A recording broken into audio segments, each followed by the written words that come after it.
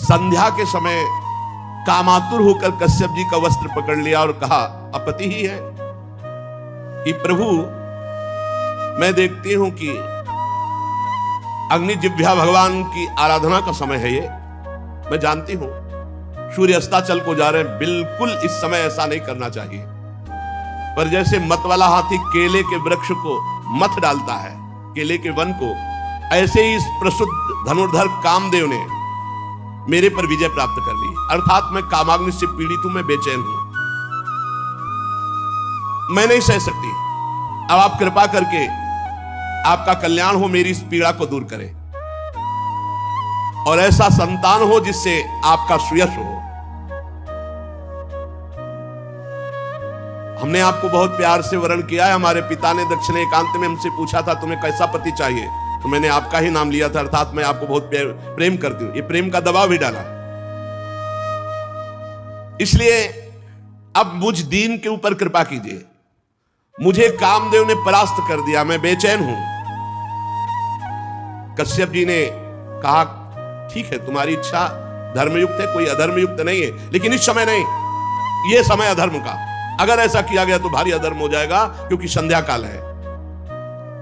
इस समय केवल भगवान की आराधना की जाती है। गृहस्थाश्रम में अपनी पत्नी की कामना को पूर्ण करना धर्म कहा गया है, लेकिन समय पर, यह समय संध्या काल का है, इस समय नहीं। इंद्रिय रूपी शत्रु से जो परास्त होकर धर्म का उल्लंघन करता है, उसका पतन हो जाता है, नाश हो जाता है। तुम्हारी जैसी भार्या और वो भी धर्म का उल्लंघन बिल्कुल ठीक नहीं है, इस समय नहीं। क्योंकि इस समय भूत भावन भगवान शंकर अपने गणों के साथ भ्रमण करते हैं, और जिसके घर में संध्या वंदन आरती पूजा ये सब नहीं होती है, तो वहां फिर विनाशकारी लीला होती है। ये सब ऐसा नहीं है कि मनमानी। संध्या के समय भोजन नहीं किया जाता, संध्या के समय मैथुन नहीं किया जाता, संध्या के समय इधर उधर नहीं। उस समय भगवत चिंतन, ध्यान परायण, अगर आप कहीं सेवा में भी हैं तो भी 2 मिनट भगवान का स्मरण करते हुए, जैसे प्रातःकालीन बेला, वैसे जटाजूटधारी भगवान शंकर, जिनके जटाओं से स्मशान की धूलि का बवंडर उठता है, वो संध्या के समय भ्रमण करते हैं। उनके 3 नेत्र हैं, सूर्य और चंद्रमा। ये 2 नेत्र हैं जो सही ढंग से चलते हैं, तो सूर्य और चंद्रमा वाले नेत्र काम करते हैं। जो धर्म विरुद्ध आचरण करते हैं तो तीसरा नेत्र काम करता है, जो सर्वनाश विनाशकारी। संसार में भगवान शंकर का ना कोई अपना है ना कोई पराया है, जैसा करोगे तत्काल वैसे फल मिलेगा।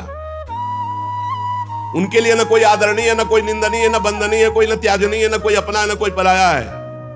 मस्त इसीलिए कहा गया भोले बाबा। बड़े बड़े देवता जिन भोगों की चाह करते हैं, लात मार के उन भोगों का सदैव अपने ध्यान में मगन रहते हैं, ऐसा ही लिखा है। भोगों को लात मार करके सदैव अपने ध्यान में मगन रहते हैं।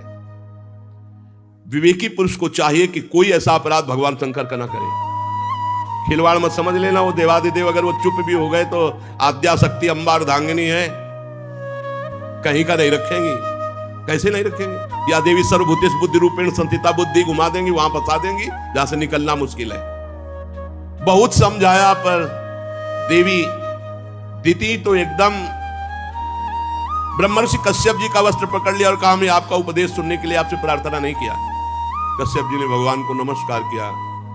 है जरूर कोई लीला जो समझाने पर भी नहीं समझ रहे। इसके बाद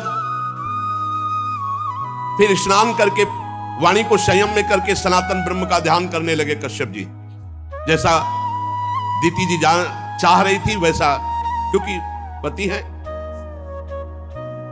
अब इसके बाद दिति जी को बहुत भय लगा कि इस समय मैंने भारी अपराध कर दिया।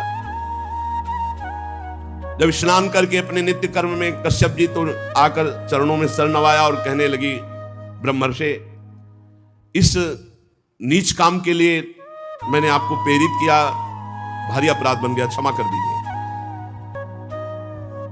आप कह रहे थे भगवान शिव समय विचरण करते हैं, तो क्या मेरे गर्भ को नष्ट कर देंगे? वो कुछ उपाय कीजिए, देवादिदेव महादेव मेरे गर्भ को नष्ट ना करें।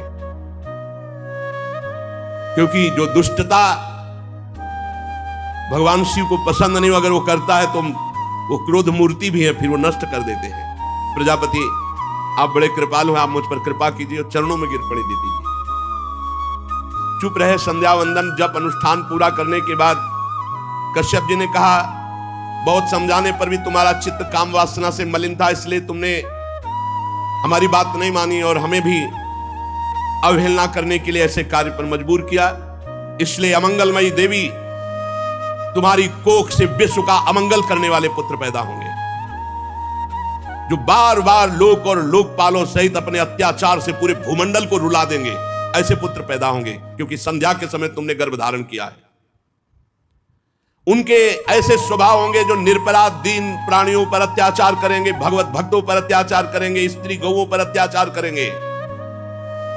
कांप गई, उनकी तो संभावना ही नहीं थी ऐसी। दीति जी कांप गई, पैर पकड़ लिया, प्रभु कृपा करो, ऐसे पुत्र नहीं होने चाहिए। तो उनका ऐसा अत्याचार देखकर जगदीश्वर भगवान श्री हरि स्वयं अवतार लेंगे और उनका वध करेंगे। तब दीति ने मुस्कुरा दिया, फिर तो ठीक, फिर तो ठीक। यदि भगवान के द्वारा हमारे पुत्रों का उद्धार होगा फिर तो ठीक है, फिर तो जैसे हो। दीति ने कहा, प्रभु अब मैं आपसे प्रार्थना नहीं करूंगी, ठीक है, ऐसे ही पुत्र हो। जब भगवान श्री हरि स्वयं मारेंगे फिर मुझे कोई परवाह नहीं, मेरे पुत्रों का परम मंगल होगा। कश्यप जी ने कहा, देवी मैं देख रहा हूं तुम्हें पश्चाताप हुआ, शोक हुआ।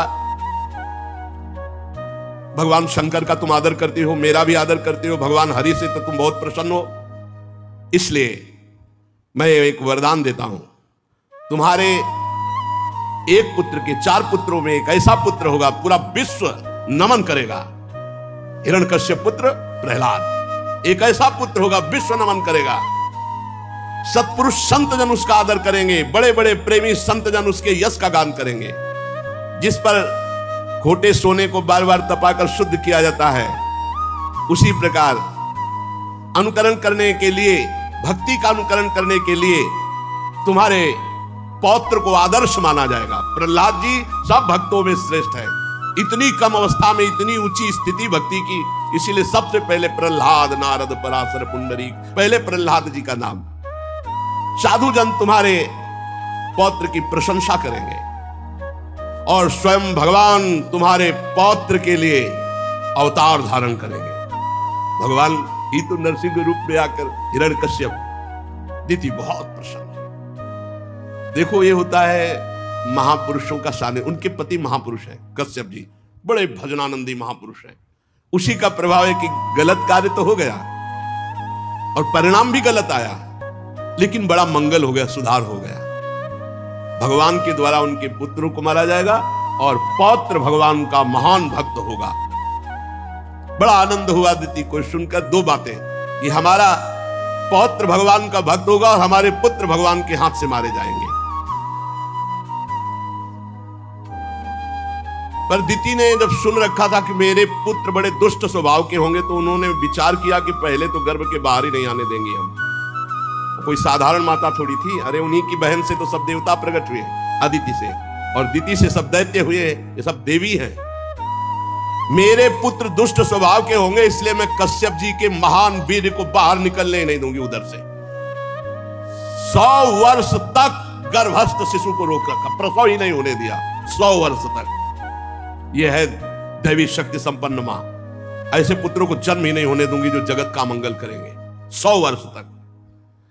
अब क्या हुआ, वो कोई साधारण तो थे नहीं, तो 100 वर्ष गर्भ में रहने के कारण उनका इतना तेज बढ़ गया कि सूर्य तेजहीन हो गए, इंद्रादि लोकपालों की शक्ति क्षीण हो गई।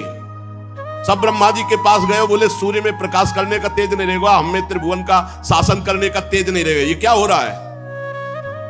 देवताओं ने कहा, प्रभु सबकी ज्ञान शक्ति कुंठित हो रही है, एक आप ही है जो आप बता सकते हैं सब क्या हो रहा है उथल पुथल पूरी सृष्टि में।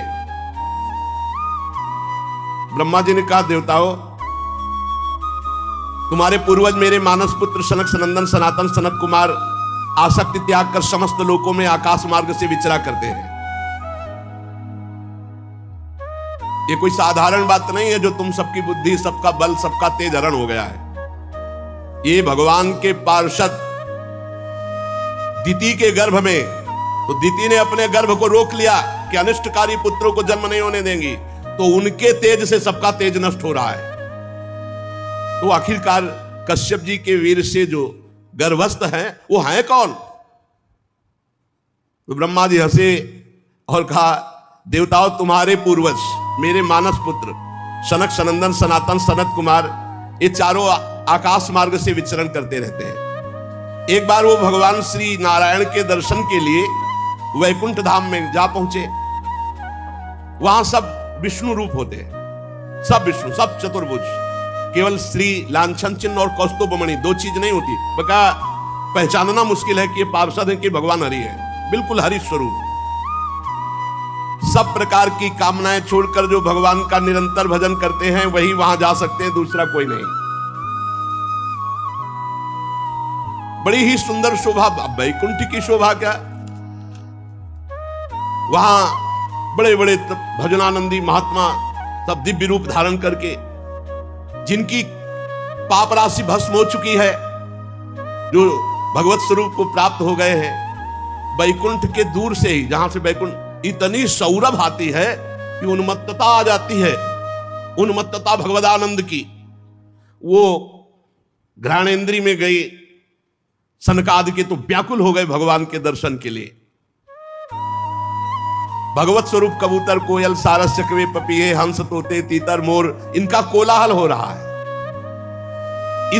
इनकी आवाज सुन ले तो बेसुध हो जाए, ऐसे वैकुंठ के पक्षी हैं। श्री हरि तुलसी से अपने श्री विग्रह को सजाते हैं, तुलसी जी को बहुत प्यार करते हैं, तुलसी जी की गंध का आदर करते हैं भगवान श्री हरि। तुलसी जी के सामने मंदार, कुंद, कुर्बक, उत्पल, चंपक, अर्ण, पुन्नाग, नाग, केसर, बकुल, मौल, श्री अंबुज, ऐसा आदर नहीं करते जैसा तुलसी जी का आदर करते हैं। तुलसी जी को बहुत ही सुंदर वैकुंठ धाम, ये कर्म फल से नहीं, एकमात्र भगवान के भजन से मिलता है। विमानों पर चढ़े हुए भगवत भक्त भगवान के वैकुंठ धाम के आसपास विमानों की भीड़ लगी हुई, तब फिर अंदर उतरकर प्रणाम करके दर्शन। बड़े ही सुंदर सौंदर्य वाली देवियां वैकुंठ में, और सबसे परम सौंदर्यशालिनी श्री लक्ष्मी जी, जिनका कृपा प्रसाद प्राप्त करने के लिए त्रिभुवन आराधना करता रहता है। लक्ष्मी जी की कौन कृपा प्रसादी नहीं चाहेगा? वही चाहेगा जो हरि का एकदम आसक्त प्रेमी होगा। श्री हरि के चरणों को चापती रहती है लक्ष्मी जी, चंचलता रूपी दोष का त्याग करके। जिस समय वो नूपुर झनकार करती हुई, लीला कमल घुमाती हुई वैकुंठ में भ्रमण करती है, समस्त पार्षद सर झुका करके दर्शन करके आनंद मगन हो जाते हैं।